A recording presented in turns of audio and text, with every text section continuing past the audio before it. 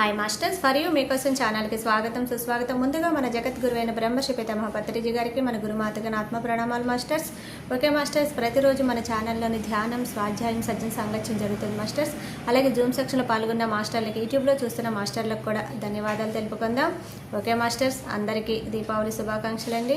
ఈరోజు దీపావళి విశిష్టత చెప్పడానికి సీనియర్ పీరియడ్ మాస్టర్ గారైన అనుజ మేడం హైదరాబాద్ నుంచి వచ్చారు.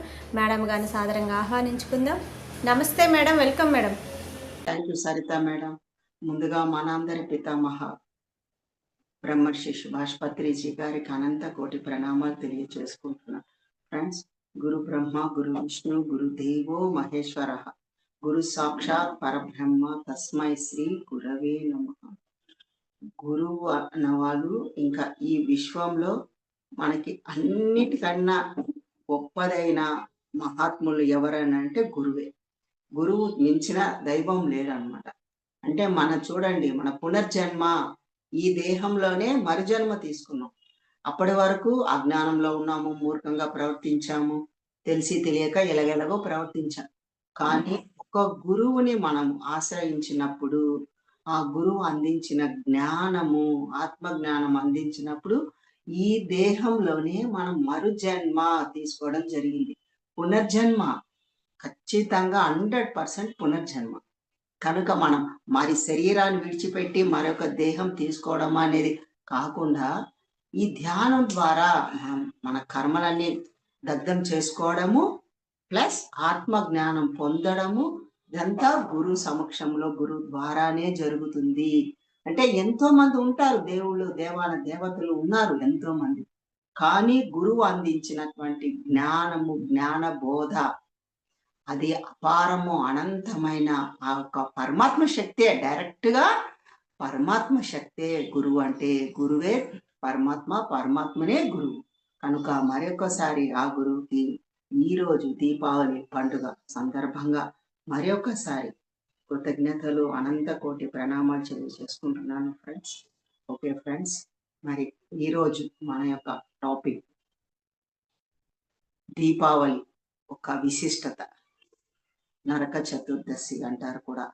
అమావాస్య, రేపు అమావాస్య రోజు నరక చతుర్దశి అనేది కూడా జరిగింది. ముందు వాటి గురించి మనం తెలుసుకున్నప్పుడు, దీపావళి పండగ దాన్ని ఎందుకు చేసుకుంటాము, ఆ విశిష్టత అనేది మనం తర్వాత చెప్పుకుంటాం అన్నమాట ఫ్రెండ్స్. ఈరోజు మనము ముందు నరక చతుర్దశి అనేది ముందు జరుగుతుంది. అంటే దీనికి ముందు చరిత్ర జరిగింది అనేది మనం ముందు తెలుసుకోవాలన్నమాట. ఎట్లా అంటే మన శ్రీ మహావిష్ణువు కూర్మ అవతారం తీయడం జరిగిందని. అంటే ఈ యొక్క కూర్మ అవతారం తెలుసు కదా, అది ఎక్కడ కృతయుగంలో తన ఒక హిరణ్యాక్షని చంపడానికి కూర్మ అవతారం తీసుకోవడము, ఆయన్ని సంహరించడము అన్ని జరిగిన తర్వాత, ఆ యొక్క శ్వేత వర్ణంలో ఉన్నటువంటి అతను ఆ యొక్క ఆ ఫేస్ ని తన లక్ష్మీదేవికి చూపెట్టలేక తన కొద్ది రోజులు భూమండలంలోనే ఉండాలని నిర్ణయం తీసుకున్నారు. శ్రీ మహావిష్ణువే సాక్షాత్తు అవతార పురుషుడు. ఆయన అవతారం తీసుకున్నందువలన ఆయన అక్కడ నారదుని పిలిచి, ఎవరిని పిలిచి, నారదుని పిలిచి తను చెప్తారనమాట. ఏమని, నీవు 7 కొండలు, అక్కడ ఉన్నటువంటి 7 కొండలు క్రీడా పర్వతాలను, వాటి పేరు క్రీడా పర్వతాలను పిలవడం జరుగుతుంది. ఆ పెకలించుకొని 7 క్రీడా పర్వతాలు నువ్వు ఇక్కడికి తీసుకొచ్చేసే ఈ భూలోకానికి, నేను కొద్ది రోజుల పాటు ఇక్కడే ఉంటాను, ఈ భూమండలంలో ఉంటాను. లక్ష్మీదేవి నా యొక్క అవతారాన్ని, ఆకృతిని చూసి సహించలేదు కనుక నేను ఇక్కడే కొంత టైం నేను భూమండలంలో ఉంటాను అని చెప్పడము, తను వెళ్ళడము, తీసుకొస్తానని వెళ్ళి చెప్పడము, వెళ్ళడం జరిగితే అక్కడ మహాలక్ష్మి, శ్రీ మహాలక్ష్మి ఉండడం ద్వారా తను చెప్పడం చేస్తారు. శ్రీ మహావిష్ణువు 7 క్రీడా పర్వతాలని పెకలించుకొని తీసుకురమ్మన్నారు. ఆయన అక్కడ కొద్ది రోజుల పాటు ఉండడం జరుగుతుంది అని ఆయనే సందేశం ఇచ్చారు. ఆదేశం మేరకు నేను వచ్చాను అని చెప్పడం ద్వారా లక్ష్మీదేవి, నా యొక్క శ్రీ మహావిష్ణువు నా భర్త ఎక్కడ ఉంటే నేను అక్కడే ఉంటాను, నాకిక్కడేం పని? కనుక నేను కూడా వస్తాను. ఈ పర్వతం పైన నేను కూడా కూర్చొని, ఈ పర్వతం పైన నేను కూర్చుంటాను. దాంతో పాటు నువ్వు తీసుకెళ్ళు. ఆయనేం చెప్తారు? నువ్వు తల మీద పెట్టుకొని తీసుకురావాలి. భుజాల మీద కూడా పెట్టుకొని తీసుకురాకూడదు అని విష్ణువు శ్రీ మహావిష్ణువు చెప్పడం ద్వారా, ఆ యొక్క 7 క్రీడా పర్వతాలని పెకలించి, తన శిరస్సు పైన పెట్టుకొని, తన లక్ష్మీదేవి కూడా దాని మీద కూర్చొని భూమండలానికి రావడం జరిగింది. జరిగిన తర్వాత చెప్ చెప్పడం చేసింది లక్ష్మీదేవి మా శ్రీ మహావిష్ణువుకి. నేను లేకుండా మీరిక్కడ ఉండడం అనేది నేను సహించలేను. నేను కూడా మీతో పాటే ఇక్కడే ఈ భూమండలంలోనే ఉంటాను. ప్రతి ఒక్కరు మిమ్మల్ని ఏమని పిలుస్తూ ఉంటారు? లక్ష్మీపతి అనే పిలుస్తారు. లక్ష్మీనారాయణులు అని పిలుస్తారు. ప్రతి దానికి ముందు లక్ష్మీదేవిని పెట్టే మిమ్మల్ని పిలవడం జరుగుతుంది. కనుక నేను మిమ్మల్ని విడిచి ఎక్కడా ఉండను. నేను కూడా ఈ భూమండలంలో ఎక్కడో ఒక ప్రదేశం చూసుకుంటాను. చూసుకొని నేను అక్కడే ఉంటానని చెప్పి, నేను ఈ భూమండలంలో, ఈ ప్రాంతంలో నాకు అనుకూలంగా ఉన్న పరిస్థితిలో ఉన్న ప్రదేశాన్ని నేను వెతుక్కొని అక్కడే ఉంటాను అని చెప్పడము. ఆవిడ బయలుదేరి అక్కడ ఇంటింటికి వెళ్ళడము, చుట్టుపక్కలంతా వెళ్ళడము, ఆమెకు అనుకూలం ఉన్న ప్రదేశానికి వెళ్ళాలని వెళ్తూ అక్కడ గోశాల కనబడుతుంది. గోశాల కనబడంగానే ఇది నాకు అనుకూలమైన ప్రదేశము. కనుక నేను ఇక్కడే ఉండాలి. ఇక్కడే నివసిస్తాను అని ఆమె లోపలికి వెళ్దామని ఆ గేట్ లోపలికి వెళ్ళే సమయంలో అక్కడ ఒక కామధేనువు ముందుకు వచ్చి తనని అడ్డం చెప్తుందనమాట. ఆగండి, ఆగండి. ఆగండి లక్ష్మీదేవి. మీరు లోపలికి రావద్దు. మీరు అక్కడే ఉండండి అని చెప్పడం జరుగుతుంది. ఆమె చాలా ఆశ్చర్యపోతుంది. అదేంటి, ప్రతి ఒక్కరు నన్ను ఆహ్వానిస్తూ ఉంటారు కదా! ప్రతి ఒక్కరు నన్ను ఆహ్వానిస్తూ ఉంటారు. నేను రావాలని వాళ్ళు ఎన్నో పూర్వజన్మ పుణ్యఫలము. అటువంటిది నువ్వు నన్ను లోపలికి రానివ్వట్లేవు. ఏంటి కారణం ఏంటి అంటే, అప్పుడు ఆమె చెప్తుంది, గోమాత చెప్తుందనమాట. ఏమని చెప్తుంది? మీకు నిలకడ ఉండదు. లక్ష్మీమాత మీకు నిలకడ ఉండదు. ఈరోజు ఒకరింట్లో ఉంటారు, రేపు ఇంకో ఇంట్లో ఉంటారు. ఒక దరిద్రుడు ఇంట్లో ఉంటారు, దరిద్రుడి దగ్గర ఉంటారు, ధనవంతుడి దగ్గర ఉంటారు. మీరు అట్లా ఇల్లిల్లు మారుతుంటారు, ప్రదేశాలు మారుతూ ఉంటారు. మీకు నిలకడ ఉండదు. కనుక మీరు ఇక్కడికొచ్చినా మీరు నిలకడగా ఉండరు. కనుక అదేదో ముందే రాకుంటే ఉంటే మంచిది అని చెప్పడం జరిగితే, ఆ లక్ష్మీదేవి చెప్తుందనమాట. మీరు అట్లా అనుకోకండి. మేము ఎక్కడ ఎందుకు ఉండటం లేదు. ఒక్కొక్క ప్రదేశము, ఒక్కొక్క వ్యక్తి నుంచి ఎందుకు మారుతున్నాను?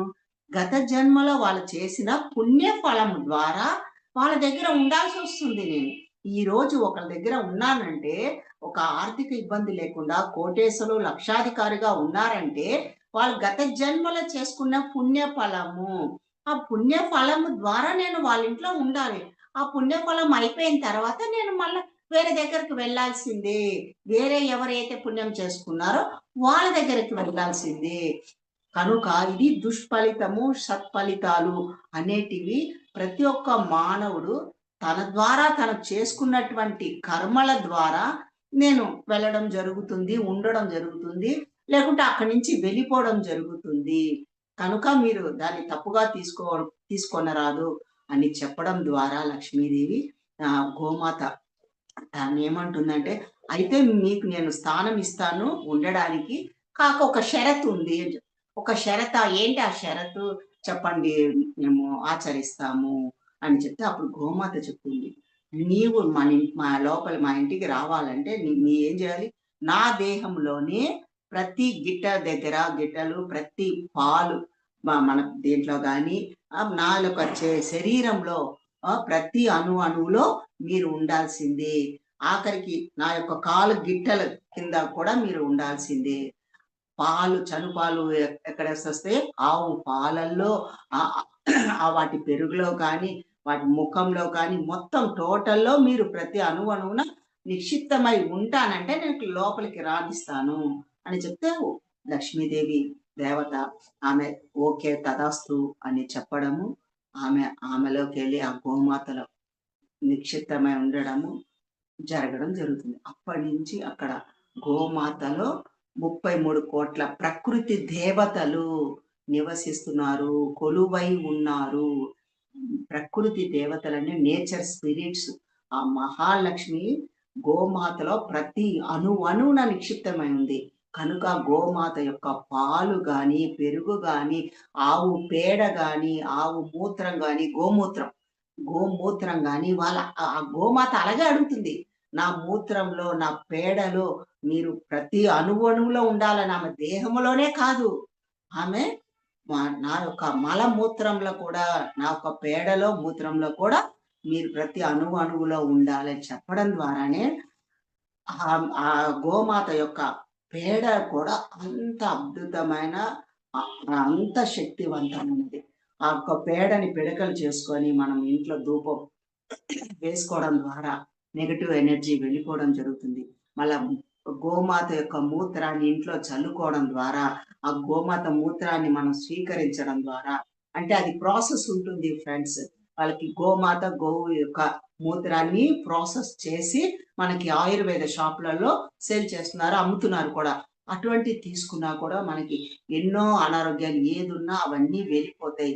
112 డిసీజ్‌లకి అది ఒక శక్తివంతమైన ఎనర్జీ ఇచ్చేటువంటి ఒక పదార్థము గోవు యొక్క మూత్రం అన్నమాట. కనుక ఈ గోమాతకు సంబంధించినది ప్రతి ఒక్కటి మనకి ఔషధం కింద పనిచేస్తుంది. అంటే ఆవు నెయ్యి, ఆవు పాలు, ఆవు పెరుగు ఇదంతా కూడా మనకి ఒక ఔషధం, మెడిసిన్ లాగా ఉపయోగపడుతుంది. ఎందుకు? అక్కడ లక్ష్మీదేవి కొలువై ఉండడం వల్ల ఆమె శక్తి ఎనర్జీస్‌కి మనం కనెక్ట్ అయిపోతాము అన్నమాట. కనుక ప్రతి ఒక్కరు గోవుకి సంబంధించిన, ఆవుకు సంబంధించిన ఏవైనా మనం తీసుకోవచ్చు. చాలా ఆరోగ్యకరమైన పదార్థం కనుక. ఈ విధంగా ఆమె అక్కడే ఉండడము, నివసించడము అవి జరుగుతుందన్నమాట. ఆ విధంగానే లక్ష్మీదేవికి మనం ఎప్పుడు పూజిస్తూ ఉంటాము, నమస్కరిస్తూ ఉంటాము. ప్రతి ఒక్కళం మనం ధ్యానంలో కూడా ఆ లక్ష్మీదేవి యొక్క చైతన్యానికి కనెక్ట్ అవుతాం కూడా. ఆమెను ఒకసారి స్మరించుకొని మనం కూర్చున్నప్పుడు లక్ష్మీదేవి యొక్క చైతన్యానికి మనం కనెక్ట్ అవుతామన్నమాట. ఇంకొక చరిత్ర, ఇదే చరిత్ర ఎన్నో చరిత్రలు. అంటే శ్రీ మహావిష్ణువు మరియు లక్ష్మీదేవి ఎన్నో అవతారాలు తీసుకున్నారు. ఎందుకు అవతారాలు తీసుకున్నారు? లోక కళ్యాణం కోసం, విశ్వ కార్యం కోసం, దుష్ట సంహారం కోసం. అంటే మన శ్రీ మహావిష్ణువు అసలు ఈ భూమండలానికి వచ్చే ముందే మన భూమాత, లీలామాత, లక్ష్మీదేవి ముగ్గురు రావడం జరుగుతుంది అన్నమాట.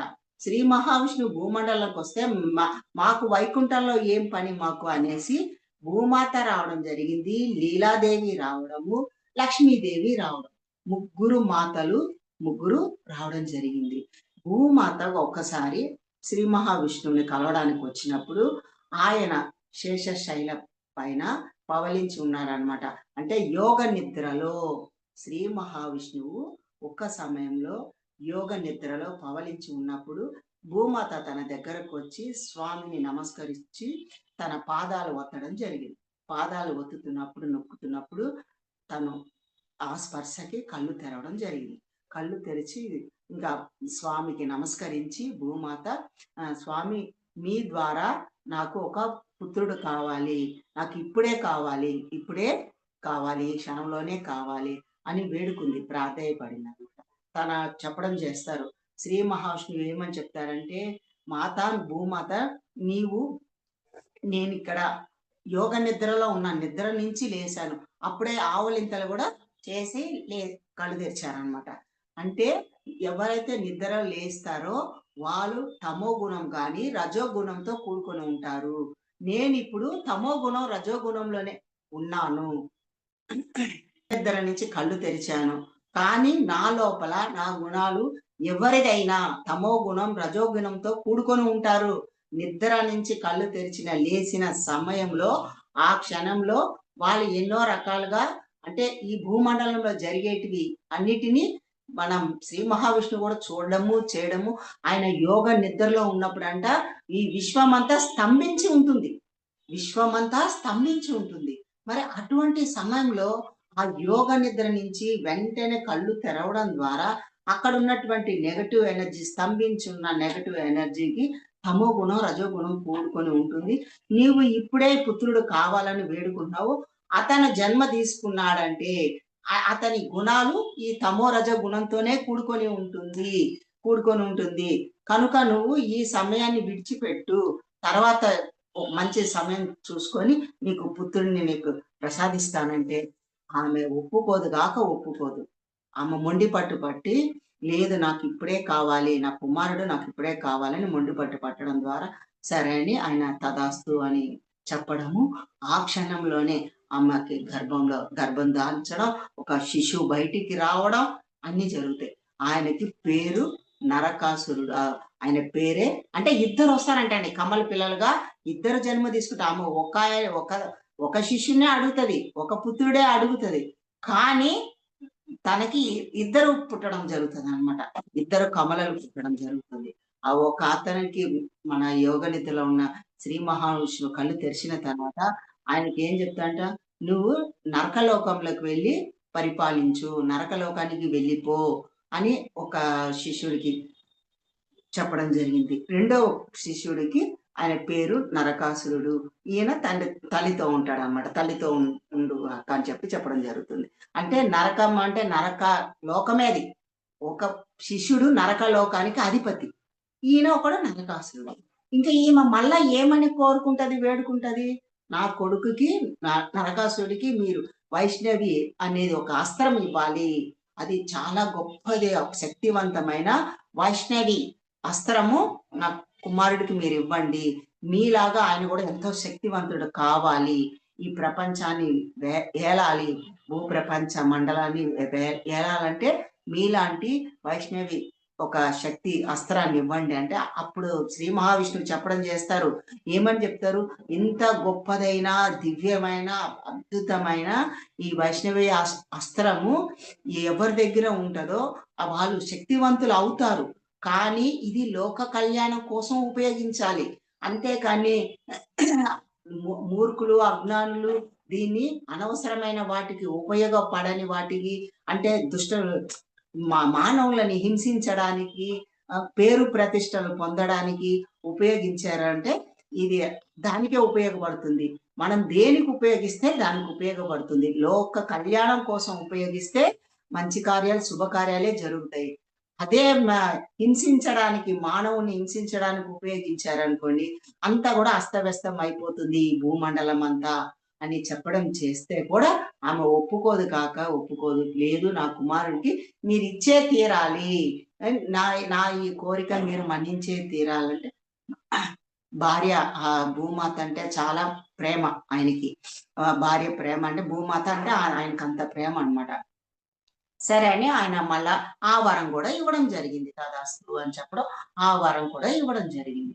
ఇంకా ఆ నరకాసురుడు ఆయన ఇంకా హద్దు మీరి ఆయన చేతికి శక్తివంతమైన అస్త్రాలు రావడం ద్వారా, ఆ యొక్క నా వైష్ణవి అస్త్రం రావడం ద్వారా ఇంకా ప్రజల మీద దండెత్తడం, దాడి చేయడం. ప్రజల్నే కాదు, దేవుళ్ళని, దేవతలను, కిన్నర్లను, కింపురుషులను, యక్షులను, గంధర్వులను, కింపురుషులు, యక్షులు, గంధర్వులు, దేవుళ్ళు, దేవతలు అందరినీ, అంటే మిగతా వాళ్ళందరినీ కూడా బ్రహ్మ, విష్ణు, మహేశ్వరిని, దేవేంద్రులని అందరినీ హింసిస్తున్నాడు. అందరిని హింసించడము. స్త్రీలనైతే 16,000 మందిని చెరసాల్లో బంధించి స్త్రీలనే ఎంత మూర్ఖంగా వాళ్ళ దగ్గర ప్రవర్తించడము, ఎంత భయంకరంగా హింసించి వాళ్ళకి నరకం చూచి 16,000 మందిని బంధించి పెట్టాడు అనమాట తన ఆధ్వర్యంలో ఆ యొక్క నరకాసురుడు. బంధించే సమయంలో ఎప్పుడు జరిగింది ఇదంతా కూడా? కృతయుగంలో ధ్యానం చేసిన శ్రీ మహావిష్ణువు ఆయనకి కృష్ణుడు అనే అతను ధ్యానం తపస్సు చేసి ద్వాపర యుగం వరకు తపస్సులో మునిగి ఉన్న వాళ్ళందరూ కూడా ఆయన అంశ అన్నమాట. శ్రీ మహావిష్ణువు అంశ ఎవరు? శ్రీకృష్ణుడు అన్నమాట. శ్రీకృష్ణుడు కూడా సాక్షాత్తు పరమాత్మనే అని, శ్రీకృష్ణ పరమాత్మ అని పిలుస్తాం అన్నమాట మనం. ఎవరి యొక్క అంశ? శ్రీ మహావిష్ణు యొక్క అంశనే, అవతారం. శ్రీ మహావిష్ణు యొక్క అవతారం. ఇట్లా ఎక్కడి నుంచి స్టార్ట్ అయింది? ఈయన నరకాసురుడు ఎక్కడ జన్మ తీసుకున్నారు? కృతయుగంలో జన్మ తీసుకున్నాడు. కృతయుగంలో జన్మ అంటే 17,00,000 సంవత్సరాలు ఉండడము, హింసించడము. మళ్ళా త్రేతాయుగంలో 12,00,000 సంవత్సరాలు ఆయన పరిపాలించి ప్రజలని నానా హింసలు పెట్టడం. ద్వాపర యుగంలో కూడా 8,00,000 సంవత్సరాలు, 8,00,000 సంవత్సరాలు ఉండి హింసిస్తూ దేవతలని, దేవుళ్ళని, మానవులందరినీ హింసించు బాధ పెడుతుంటే ఇంకా బ్రహ్మ, విష్ణు, మహేశ్వరులు వీళ్ళందరూ కూడా దేవేంద్రుడితో సహా అందరూ తపస్సు చేసి శ్రీ శ్రీ మహావిష్ణువుకి తపస్సు చేసి ఆయన దర్శనం తీసుకోవడానికి అడగడం, వేడుకున్నప్పుడు అతను చెప్పడం చేశారనమాట. ద్వాపర యుగంలో నేను అవతారం తీసుకుంటాను. అంటే శ్రీకృష్ణుడిగా అవతారం తీసుకుంటాను. కనుక మీరందరూ ధ్యానం చేసి ఆయన దగ్గరికి వెళ్ళి మీరు అడగండి. మీ యొక్క సంకల్పం నెరవేరుతుంది. లోక కళ్యాణం కోసం నేను అవతారం మరొక జన్మ తీసుకుంటాను అని చెప్పడం జరిగి అదృశ్యం అయిపోతారు. మళ్ళీ వీళ్ళందరూ కూడా దేవేంద్రుడు వెళ్ళేసరికి ఆయన ద్వారకాలో జన్మ తీసుకున్నారు ఆల్రెడీ. శ్రీ మహావిష్ణువు ద్వారకా నగరంలో శ్రీకృష్ణ పరమాత్మ జన్మ తీసుకోవడము, అక్కడ ఉన్నట్టుగా తెలుసుకోవడము, బృందావనంకి వెళ్ళడం, వీళ్ళందరి దేవేంద్రుడు వెళ్ళి ఈ విషయం అంతా చెప్తారనమాట. ప్రతి విషయము మొత్తం ఎన్ని యుగాల నుంచి ఇంత నరకాసుడు ఇంత నరకం చూపిస్తున్నారని చెప్పడం ద్వారా ప్రాధేయపడి మీ ద్వారానే మాకు ముక్తి విముక్తి కలుగుతుంది. ఇన్ని 16,000 స్త్రీలని ఆయన బంధించారు, నరకం చూపిస్తున్నారని ప్రాధేయపడి వేడుకున్నప్పుడు, మీరు తప్ప మాకు వేరే మార్గం లేదని శ్రీకృష్ణ పరమాత్మ వేడుకున్నప్పుడు తను నేను అతనిని నేను సంహరిస్తాను, దుష్ట సంహారం చేసేదే నా యొక్క బాధ్యత, నేను దానికోసమే ఈ జన్మ తీసుకోవడం జరిగింది అని చెప్పడము. ఆయన బయలుదేరే సమయానికి సత్యభామ తన భార్య అయిన శ్రీకృష్ణ పరమాత్మకు భార్య అయిన సత్యభామ తన కూడా వచ్చి ప్రభు మీరు ఎన్నో యుద్ధాలు చేశారు, ఎంతో మంది ఎన్నో లోక కళ్యాణం కోసం ఎన్నో చేశారు, ఎన్నో యుద్ధాలు చేశారు. ఒక బాణం ఇట్లా వేస్తున్నప్పుడు ఆ బాణం ఎప్పుడు వేస్తారో ఎప్పుడు వెళ్తుందో ఎవరికి తెలియదంట. క్షణంలో మీరు బాణం పట్టడము, వెయ్యడము, అక్కడ హతమార్చడం అన్ని జరుగుతుంటాయంట. అటువంటివి నేను ఎప్పుడూ చూడలేదు. ఇది ఫస్ట్ టైము. నా కోరిక మన్నించండి, నేను కూడా మీతో వస్తాను అని ఆమె ప్రాధేయపడుతుంది. కానీ కృష్ణ పరమాత్మ వద్దు, మీరు అక్కడ రావాల్సింది అవసరం లేదు. అది యుద్ధ రంగంలో మీరు చూడవలసినవి అదేమన్నా నాట్యము కళలు, నాట్య కళలు కాదు, సంగీత కళలు కాదు, అటువంటి ఏ ప్రదర్శనలు ఉండవు. యుద్ధ రంగం అది, రాకూడదు స్త్రీలు అటుపక్క, అవసరం లేదంటే ఆమె ఒప్పుకోదన్నమాట. ఒప్పుకోక తప్పనిసరిగా నేను కూడా మీతో రావాల్సిందే ఈ రోజు అనేసి మొండి పట్టు పడుతుంది. సరే మీ ఇష్టం, రావచ్చు రండి అని తను కూడా కృష్ణుడు కూడా ఒప్పుకుంటాడు. తను కూడా తన డ్రెస్ శారీ కట్టుకోదు, మామూలు చీర కట్టకుండా ఆ యుద్ధ రంగంలో వేసుకున్న వస్త్రాలు వేసుకుంటుంది అనమాట. యుద్ధ రంగంలో వేసుకున్నటువంటి డ్రెస్సెస్ అందరూ ఎటువంటి యుద్ధ రంగంలో వేసుకుంటారో అటువంటి డ్రెస్సెస్ వేసుకుంటది అనమాట. అంటే మన ఇట్లా బాణాలు తగిలినా కూడా మనకి ఏవి తగలకుండా ముందుకి అన్ని కొన్ని స్ట్రాంగ్ గా పెట్టుకుంటారనమాట. ఆ ఒకటి కవచం లాగా పెట్టుకుని అవన్నీ ఆమె కూడా ధరించుకొని ఆ కవచాలన్నీ వేసుకొని కృష్ణ పరమాత్మతో ఆ బండి ఎక్కేస్తుంది అనమాట. ఆ వెళ్ళిపోతున్న చక్రం ఉంటాయి కదా, ఆ చక్రాలతో కూడుకున్న బండిలో తను కూడా ఎక్కడము వెళ్ళడము ఇంకా స్టార్ట్ చేసేస్తారు యుద్ధాన్ని. ఈ నరకాసుడికి ముందుగా ఆయన సైన్యాధ్యక్షుడు 3 తలలతో ఉంటాడనమాట. సైన్యాధ్యక్షుడు నరకాసుని దగ్గర ఉన్న సైన్యాధ్యక్షుడు 3 తలలతో ఉండి ఆయన ఎప్పుడు నీటిలోనే నిద్రపోతాడంట, నీటిలోనే ఉంటాడంట. ఆయనకి అవసరమైనప్పుడు ఎవరైనా పిలిచినప్పుడే ఆ నీటి నుండి బయటికి రావడం జరుగుతుంది అనమాట. లేకుంటే ఆయన నీటిలోనే ఎప్పుడు అక్కడే నిద్రలోనే ఉండడం జరుగుతుంది. ఈయన నరకాసుడు ఆయన పిలిపించి ముందు ఆయనతో యుద్ధం చేపిస్తాడు శ్రీకృష్ణ పరమాత్మతో.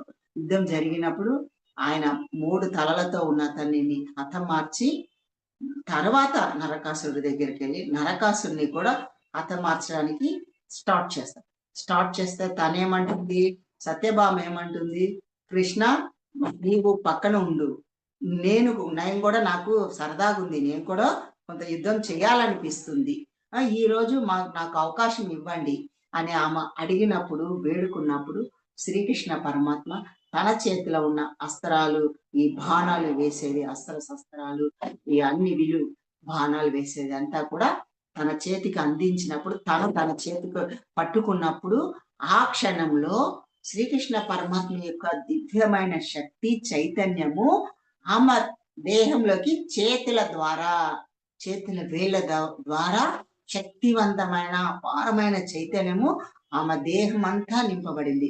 ఇమిడీకృతం అయిపోయిందనమాట. అపారమైన శక్తివంతంగా, ఒక శక్తివంతమైన స్త్రీగా మారిపోవడం జరిగిందనమాట. అదంతా బయటికి కనబడకుండా తన దేహానికి తనకి ఏం జరిగిందో తనకే తెలుసనమాట. ఆ యొక్క శస్త్రాలు, అస్త్రాలు తీసుకొని ఇంకా స్టార్ట్ చేసింది యుద్ధం. యుద్ధం స్టార్ట్ చేస్తే నరకాసుడు ముందు ఒక దగ్గరికెళ్ళి ఉంటాడు. వాళ్ళు డైరెక్ట్‌గా ముందు యుద్ధానికి రారండి. ఎక్కడైనా ఒక రాజ్యంలో రాజు డైరెక్ట్‌గా యుద్ధానికి రాడు. రాజు ఎళ్లి ప్రశాంతంగా రాజ్యంలో కూర్చుంటాడు. వాళ్ళ కింద ఉన్న శిష్యులు, సైన్యాధ్యక్షులు, సైన్యాధిపతులే యుద్ధం చేస్తూ ఉంటారనమాట. అట్లా ఈమె సత్యభామ 1,00,000 మందిని హతమార్చింది. 1,00,000 మంది విలువిద్యలో అంటే బాణాలు వేస్తూ 1,00,000 మందిని చంపడం జరిగింది. ఇంక అందరు చనిపోయారు. ఎవ్వరు లేరు. మొత్తం అందరు నేలకు కూలిపోయారనమాట. ఇంకా ఉండేది ఒక్కడే నరకాసురుడు. ఆ నరకాసురుడు ఒక్కడే అప్పుడు లేచి బయటికి వచ్చి శ్రీకృష్ణ పరమాత్మతో చెప్పడం చేస్తాడంట. ఏమని చెప్తాడు? శ్రీకృష్ణ, నువ్వు ఒక స్త్రీని అడ్డం పెట్టుకొని ఒక స్త్రీతో యుద్ధం చేపిస్తున్నావు. అదే మేము ఎవరు పురుషులము. స్త్రీలని మేము యుద్ధ రంగంలోకి రానియము. స్త్రీలని పక్కన పెట్టి మేము ఒక పురుషులం కాబట్టి పురుషులమే మేము యుద్ధం చేస్తాం. నీవు స్త్రీని అడ్డం పెట్టుకొని స్త్రీతో యుద్ధం చేపించావు. నీవే మగ పురుషుడవి. నేను యుద్ధం చేయగలను, యుద్ధం చేస్తాను. దానికి ముందు ఏం జరిగిందంటే, ఎప్పుడు నరకాసురుడికి వాళ్ళ తల్లి భూమాత ఎప్పుడేమంటుంది, నువ్వు ఎక్కడ యుద్ధానికి వెళ్ళినా నా నవగ్రహాలకి పూజ చేసుకొని వెళ్ళాలి నాయనా. నీకు ఆ నవగ్రహాల యొక్క శక్తి నీలో ఉంటుంది. కనుక నిన్ను ఎవ్వరు హతమార్చలేరు అని ఆమె ముందుగానే చెప్పుంటుంది. కనుక ఆయన ఎప్పుడు ఎక్కడికి వెళ్ళినా నవగ్రహాలకి ధ్యానించుకొని, పూజించుకొని వెళ్తుంటాడు. ఆ రోజు నవగ్రహాలకి పూజించకుండా ఏం చేశాడు ఈయన నారదుడు ఏం చెప్తాడు, తన నరకాసురుడి దగ్గరికి వచ్చి నారదుడు అంటాడు, నరకాసుర, బయట అందరూ ఏమని చెప్పుకుంటున్నారంటే, నువ్వు నవగ్రహాలని పూజించినందువల్ల నవగ్రహాల యొక్క శక్తే నీలో ఉంది.